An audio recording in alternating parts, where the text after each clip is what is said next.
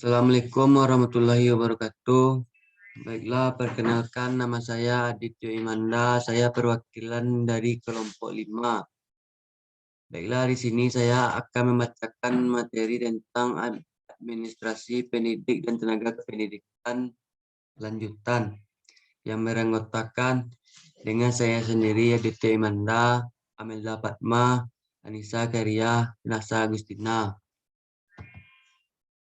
Baiklah, pada materi pertama saya akan membacakan kenaikan pangkat.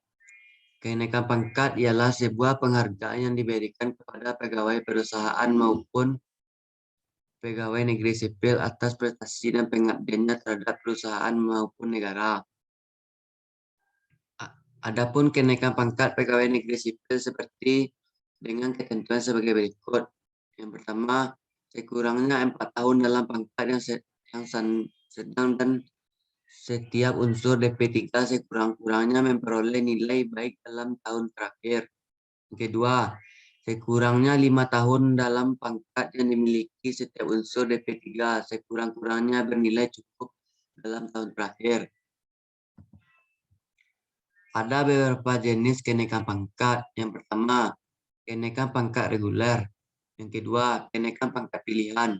Yang ketiga, kenaikan pangkat istimewa. Yang keempat, kenaikan pangkat pengabdian. Yang kelima, kenaikan pangkat anumerta. Yang keenam, kenaikan pangkat dalam tugas belajar. Yang ketujuh, kenaikan pangkat menjadi pejabat negara. Yang kedelapan, kenaikan pangkat dalam wajib militer.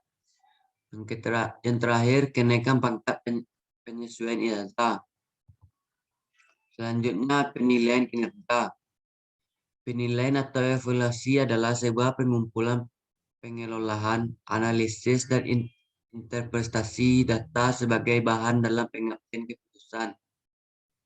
Pada Peraturan Menteri Negeri Pendayagunaan Aparatur Negara dan Reformasi Birokrasi Nomor 16 Tahun 2009 mengatakan bahwa penilaian kinerja guru adalah penilaian dilakukan terhadap setiap butir kegiatan tugas utama guru dalam rangka pembinaan karir, kepangkatan jabatannya. Pemberhentian. Pemberhentian adalah pemutusan hubungan kerja antara suatu badan usaha atau organisasi dengan seseorang atau beberapa orang pegawai karena suatu sebab tertentu.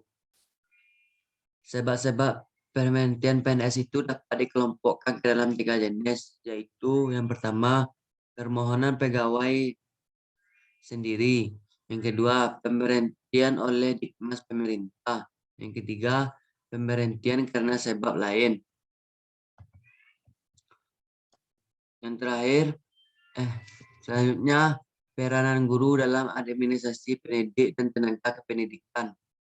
Yang pertama, menyediakan dan melengkapi sarana dan prasarana yang diperlukan. Yang kedua, memberikan informasi tentang keadaan personel sekolah.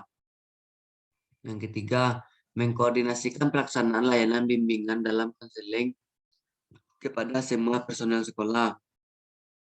Yang keempat, mempertanggungjawabkan tugas dan kegiatan yang dilakukan. Yang kelima, membantu mencapai suatu tujuan atau proses penyelenggaraan kerja untuk mencapai suatu tujuan yang telah ditetapkan. Yang keenam, mengatur dan mengurus penggunaan tenaga kerja yang diperlukan dalam usaha kerjasama. Yang ketujuh, mengadakan penilaian terhadap hasil yang dicapai.